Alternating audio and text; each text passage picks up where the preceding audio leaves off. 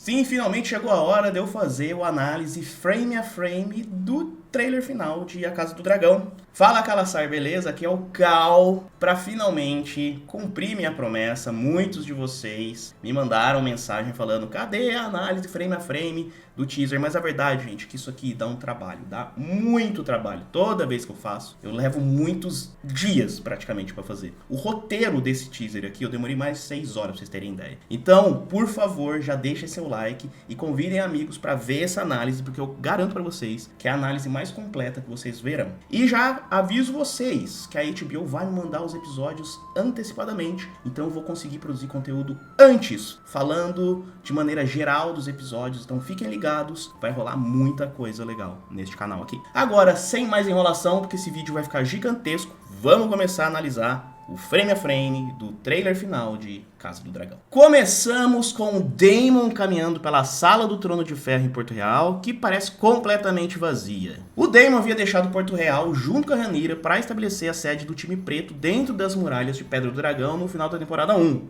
Então, ou isso aqui é uma cena do último episódio da temporada, dos pretos tomando Porto Real, e em teoria ele não estaria sozinho, ou é um sonho. Como os Targaryens têm um histórico com sonhos e a Casa do Dragão se utiliza muito de sonhos, eu suspeito que tem mais chance de ser um sonho. E sonhos são algo que guiaram muitos personagens, como o de Aegon, tendo a canção de Gelo e Fogo, que acabou cravado na adaga de aço valeriano que o Viserys passou para Rhaenyra. Mas sabemos que o Daemon tem seu próprio sonho, e talvez esse sonho se torne realidade ou se afaste dele no último segundo nessa temporada. Podemos ver um conflito interno no time preto entre esses sonhadores, Rhaenyra e Aegon, ambos certos de que o sonho lhes dá o direito ao Trono de Ferro, tá? De qualquer maneira, acho que esses sonhos aqui podem ser a razão também da gente ver os 3 ovos de dragão que parecem muito com os ovos da Daenerys, tá? A gente vai ver um pouquinho mais na frente esses ovos. É possível que sejam qualquer outros ovos de dragão também, mas eles estão agrupados de uma forma muito parecida com os 3 ovos da Daenerys. Mas eu vou falar sobre isso um pouco mais pra frente. Eu acredito que muitos dos elementos desses sonhos, ou sonhos em si, possam ser desencadeados pela Alice Rivers, que está confirmada como uma personagem nessa temporada. E agora, um detalhe interessante para vocês separarem aqui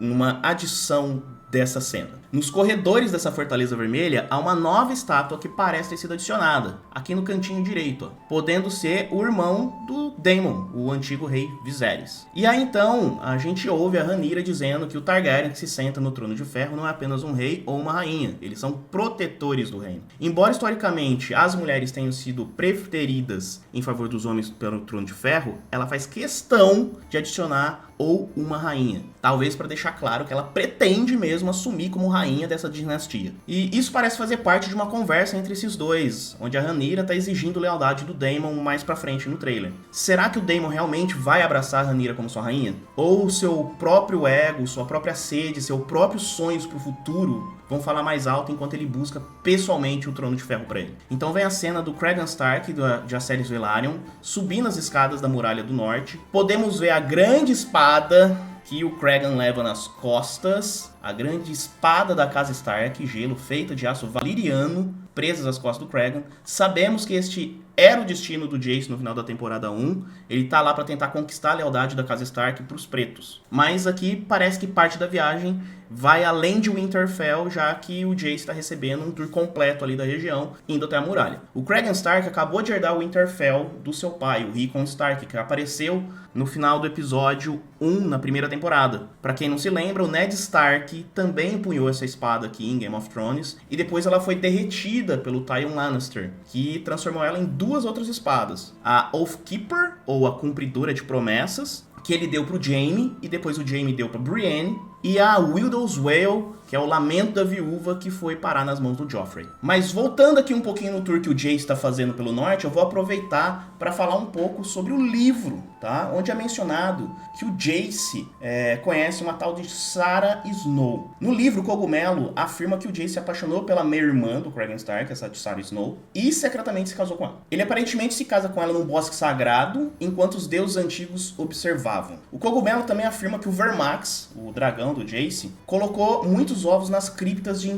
Winterfell, e isso fazia parte do acordo entre eles. Mas os mestres acabam descartando essa teoria, achando um absurdo. Eu, pessoalmente, acho que seria interessante interessante se a série explorar essa teoria e ver onde que eles poderiam chegar com isso. Já que o sobrenome Snow pode sugerir outras coisas, né? Não, ela não tem nenhuma conexão com o Jon Snow, tá? Mas não seria a primeira vez que um Snow iria se conectar a um Targaryen, se é que vocês me entendem. Nessa cena, a Alicent também parece estar sonhando. Esses sonhos dela podem ser desencadeados por uma profunda depressão depois que a gente vê queijo e sangue. Aqui a gente tem uma rápida tomada da coroa do Viserys, que agora está na cabeça da Rhaenyra, caindo no chão. Isso pode ser parte do sonho do Daemon, talvez destacando a queda de um rei ou uma rainha, e também pode simbolizar a queda dos Targaryens, e o salão vazio mostra que a família não tem seguidores. Depois vemos um dragão voando, que eu acredito ser o Sea Smoke ou Fumaresia, porque é a mesma cena de um trailer anterior, e então uma tomada daqueles 3 ovos. Ovos que se parecem muito com os ovos que a gente já viu em Game of Thrones, os ovos da Daenerys. Pra mim isso aqui tem cara de pegadinha, eles estão tentando fazer a gente pensar que realmente são os ovos da Daenerys. Porque com base onde a gente tá na história e o que a gente sabe dos acontecimentos passados, esses não deveriam ser os ovos da Daenerys. Apesar deles combinarem com o padrão de cor dos ovos que a Daenerys recebe lá no seu casamento com o Khal Drogo. Eu acho que são os 3 ovos que a Rhaena traz pro vale, onde ela reza todas as noites para que eles eclodam. Nos livros, um deles eclode e a Rhaena se liga ao filhote e o nomeia Morning.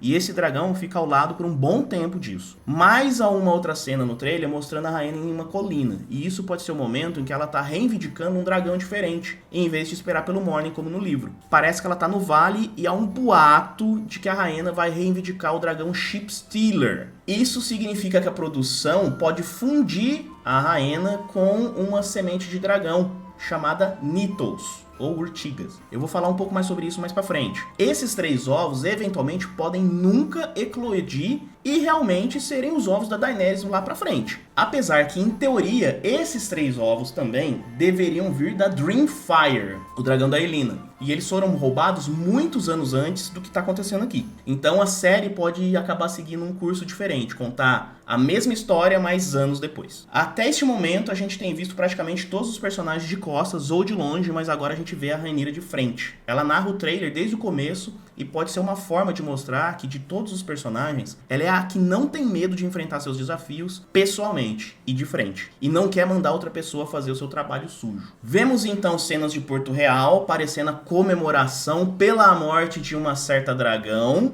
e, em seguida, algumas cenas de mãos estendidas que podem ser dos pobres em Porto Real. Vale lembrar que a cidade está sendo sitiada pelos Velaryon, fazendo que a comida não chegue até a população. Então um novo dragão é mostrado e, baseado em cenas que a gente tem mais pra frente e cenas de outros trailers, eu acho que deve ser Mondancer, ou como eu prefiro chamar, Baila Lua. Vemos a Rhaenyra em Pedra do Dragão, parece ser nas primeiras horas do dia ou talvez ao pôr do sol, não dá pra ter certeza. Se for ao pôr do sol, ela estaria olhando para o oeste. Basicamente, ali em Pedra do Dragão, ela estaria olhando diretamente para Porto Real ou para Ponta Tempestade. A temporada vai começar alguns dias após os eventos da temporada 1, quando o Lucerys foi morto pelo Aemon e pela Vhagar, então ela pode estar olhando para as pessoas que ela quer se vingar. Nos encontramos com o Aegon marchando para o grande salão do Trono de Ferro, e aqui parecendo ser antes ainda de alguns eventos trágicos que vão acontecer. E a cena muda para Rhaenyra ao lado da Rhaenys, pode ser no funeral do Lucerys, mas como as roupas estão diferentes, acredito também que pode ser um outro funeral. Talvez isso seja a consequência do resultado da batalha entre o Erric e o Arryk, os gêmeos que acabam lutando em Pedra do Dragão, já que o Arryk está disfarçado do seu irmão e ninguém consegue intervir porque não sabe quem é quem. Então vem uma cena interessante, a Rhaenyra segurando uma espada. É interessante porque uma coisa que ela não faz é sujar as mãos para pegar numa espada e entrar na luta, né? Talvez essas espadas sejam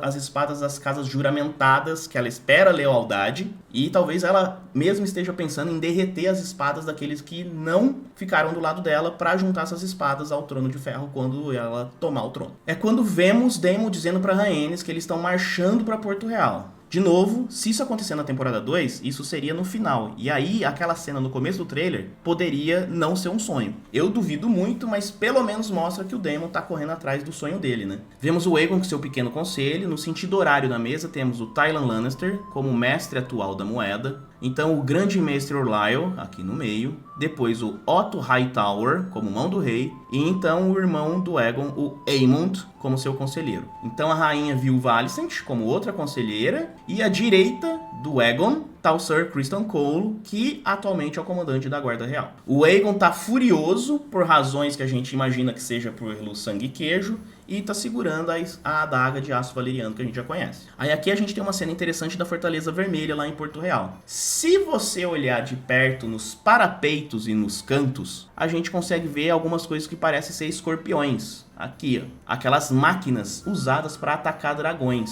Isso significa que os verdes estão patrulhando os céus com medo de que algum dragão ataque a cidade a qualquer momento, né? E na sequência, a gente vê a Alicent e o Aemond meio que supervisionando algo em Porto Real. Quando o Otto diz a Alicent, devemos jogar o tabuleiro à nossa frente, é uma linha irônica, obviamente, ligando ao motivo do jogo de tabuleiro que a gente vê ao longo de Game of Thrones. O trailer mostra o Sir Criston Cole, enquanto a Alicent pede para proceder com cautela e o Aegon diz que quer vingança e a câmera muda então pro cara do Aemond. Provavelmente uma continuação direta do que vimos há pouco na cena do Pequeno Conselho. Há então um castelo com duas figuras na varanda, na parte de cima, e duas estátuas de portões de pedra aqui ao fundo. Pode ser a Enhal ou o Pouso das Gralhas. Vemos soldados marchando em direção a ele e quando a câmera muda, podemos ver soldados Lannister. E aqui a gente tem uma edição de trailer muito interessante. Tem uma cena de um corvo batendo as asas entre as árvores e o Otto começa a dizer, notícias se espalham pelos reinos, e depois disso ouvimos o som de um dragão gritando e uma transição de um pássaro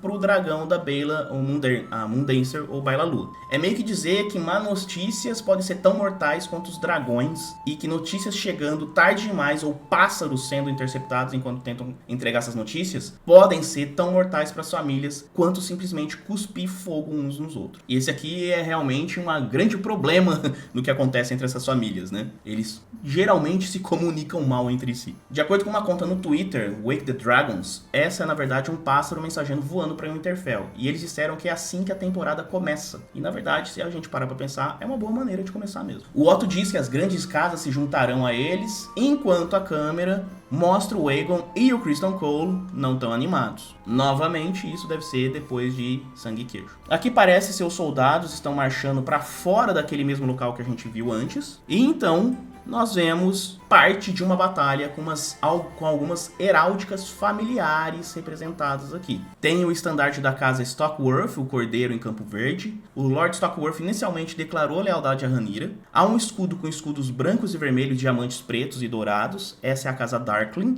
E também há um escudo para a casa Roseby, o branco com que tem branco com 3 linhas vermelhas. Também deve ser parte da batalha de Pouso das Gralhas. Então a gente vê o que parece ser uma reunião do Conselho Preto, com a câmera mostrando uma mão e cortando para Rhaenyra, enquanto o Daemon diz, não acho que eles estariam tão ansiosos para morrer. E na cena atrás da Rhaenyra, há um cavaleiro careca. Esse é o Sir Laurent Marbrand, membro da guarda da rainha. Ele e o Sir Steffon Darkling juraram lealdade a Rhaenyra na temporada 1. O Jaehaerys Velaryon está em primeiro plano, ao lado esquerdo, e ao fundo, à direita desse cavaleiro, o Sir Steffon, parece estar o filho mais novo, o Joffrey. Dá para reconhecer ele pelo cabelo escuro, já que ele é um Strong. De qualquer maneira, mostra que os lados estão se formando e temos várias casas marchando agora para a guerra. Então a gente vê parte da frota do Corlys Velaryon, considerada a melhor do mundo. Os verdes são considerados capazes de superar os pretos no campo de batalha, mas o mar pertence aos Velaryon. Então aqui a frota Velaryon cerca um pequeno navio no centro e eles embarcam nele. É possível que esses navios estejam transportando comida para a capital,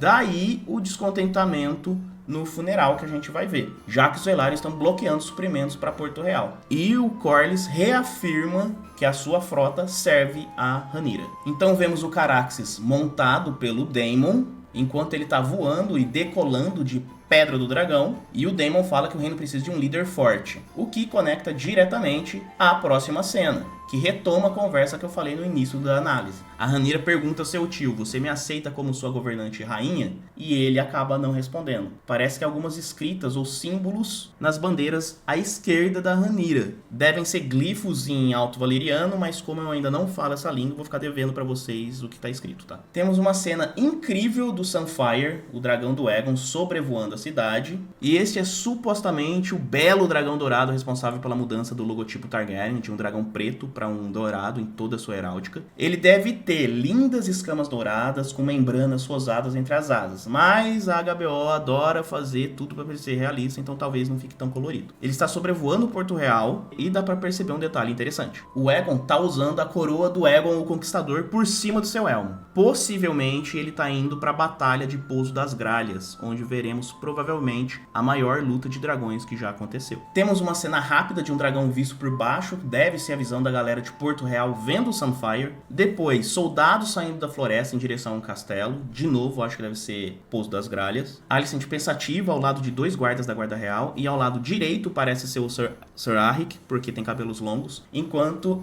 é acompanhada por uma fala da própria Alicent falando com Aemond. E aqui, um ponto interessante. A série realmente está tentando deixar a Alicent mais humana, ou pelo menos com uma certa consciência e mantendo ternura pela Rhaenyra. O que faz sentido, já que na série elas foram amigas, enquanto no livro isso estaria longe de acontecer. Há uma cena rápida dos pés do Caraxes pousando nas pedras, desmoronando algumas delas durante uma tempestade. Temos o Aemond dizendo que a Alicent tem um amor pelo inimigo, se referindo a Rhaenyra, obviamente, e a edição brinca com isso, mostrando o rosto da Alicent depois da Rhaenyra, terminando na conversa entre o Aemond e o Criston Cole. Uma cena rápida do que parece ser o Jason e o Cregan Stark marchando para o norte, que a gente já tinha visto isso em outro teaser, e então um close de ambos em cima da muralha. Provavelmente essa é a primeira vez que o Jace vê o norte e parece estar perplexo, exatamente como o Jon Snow ficou ao lado do seu tio Benjen Stark.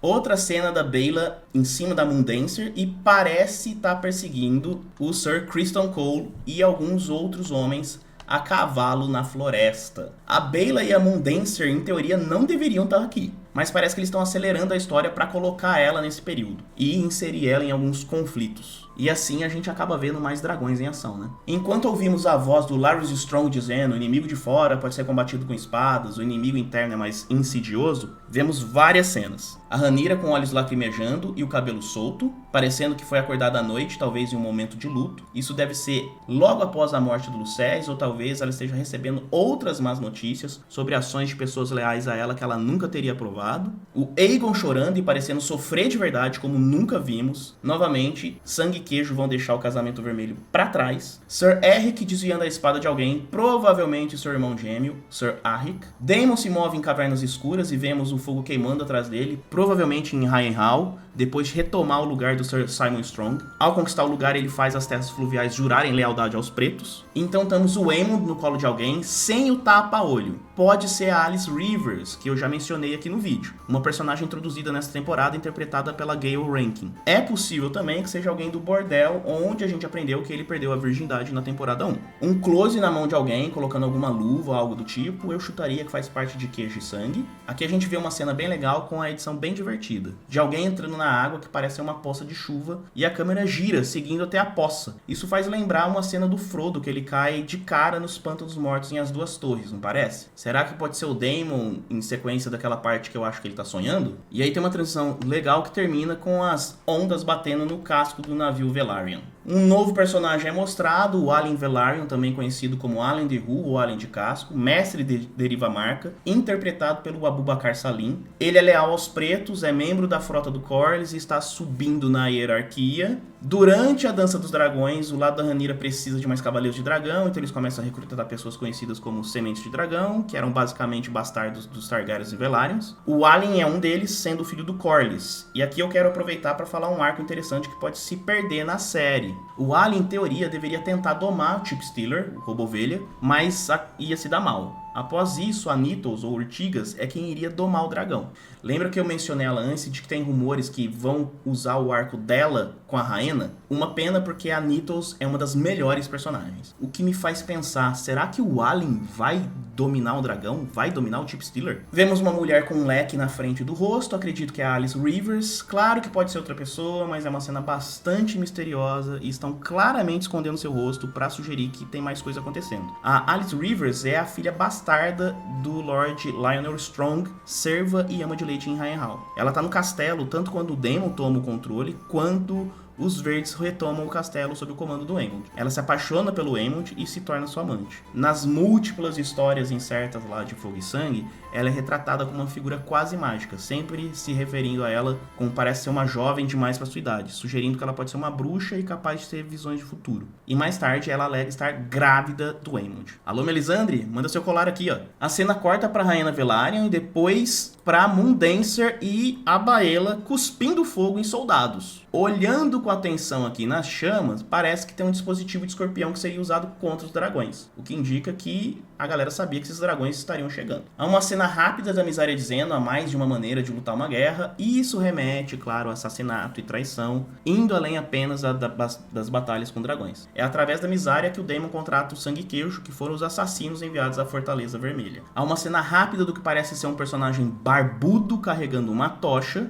mas na verdade são duas figuras, Sangue e Queijo. É quando o Daemon e a Mysaria conspiram para enviar assassinos. O Queijo é um caçador de ratos que se esgueira pelos túneis da Fortaleza Vermelha para matar os filhos do Aegon e da Alyna. A Alicent é amarrada e amordaçada, e eles fazem a Alyna escolher qual dos seus filhos matar. Então a Alyna tem que fazer uma escolha impossível, e enquanto o Queijo ainda sussurra no ouvido de um deles dizendo que sua mãe quer que ele morra. E ao invés de matarem o que ela escolhe, eles matam o outro. Aí temos uma rápida cena de uma troca de moeda. Isso é provavelmente o Daemon pagando a Mysaria ou algum dos mercenários ali. Então um homem colocando a mão no pescoço de uma mulher. Na primeira vez que eu vi, eu achei que poderia ser o Sangue ou o Queijo pegando a Alyna desprevenida. Mas depois eu percebi que são do Aegon e da Alyna se envolvendo. Dá pra saber que é o Aegon porque ele tem cabelo branco, aqui no lado esquerdo, e a mão ao redor da garganta dela tem um anel real. Agora vamos ligar as coisas. Um homem com uma tocha, troca de dinheiro, e Aegon e sua irmã tentando conceber novos filhos. Alguém segurando um tipo de punhal na mão, e uma outra mão parece afastar essa mão que tá com a faca, como se estivesse evitando que ela fizesse algo.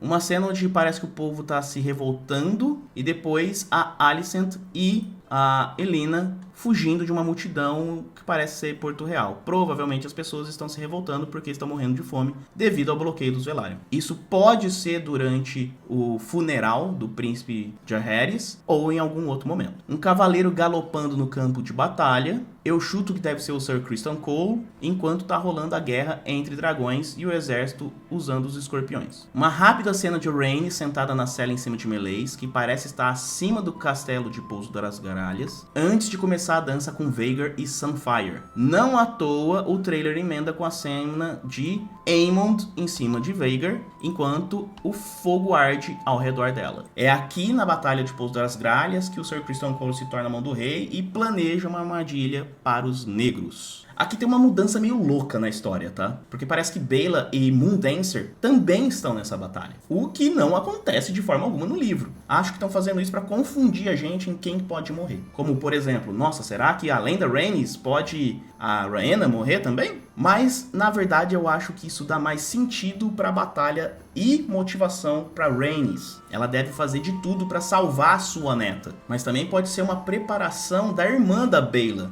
a Rhaena, montando Ship Stealer, enquanto eles pegam os melhores arcos ali da Nithos e passam pra ela, né? O trailer termina com a Rhaenyra e o Vermithor. O Vermithor é a Fúria de Bronze, o segundo maior dragão depois de Vhagar. Ela diz: a guerra está chegando e nenhum de nós pode vencer. Esse dragão é o que Daemon estava cantando a canção de Niná no final da temporada 1. Ele está atualmente sem dono e anteriormente foi montado pelo rei Jaehaerys I. Ele é um dos dragões mais velhos vivos durante essa temporada. Mas só porque a Rhaenyra tá na frente dele não quer dizer que ela vai montar ele, tá, gente? Provavelmente ela só foi até o Monte Dragão para ver quantos dragões existiam lá e analisar quantos montadores ela precisa pra guerra. Até porque eu acho que o Vermithor não vai entrar na guerra agora. Vão guardar ele pra terceira temporada. Ufa, meu Deus, é isso. Estão vendo por que dá trabalho pra caramba fazer análise frame a frame? Bom, espero que vocês tenham gostado. Se você ainda não deixou o like, se ainda não se inscreveu, faz isso agora, porque isso aqui deu um trabalhão. E de novo, vão sair vários conteúdos legais, tanto aqui no YouTube quanto nas minhas outras redes sociais, que você pode me seguir olhando aqui os endereços na descrição do vídeo, beleza? Espero que você tenha gostado, agradeço a sua paciência e te vejo num próximo vídeo. Valeu!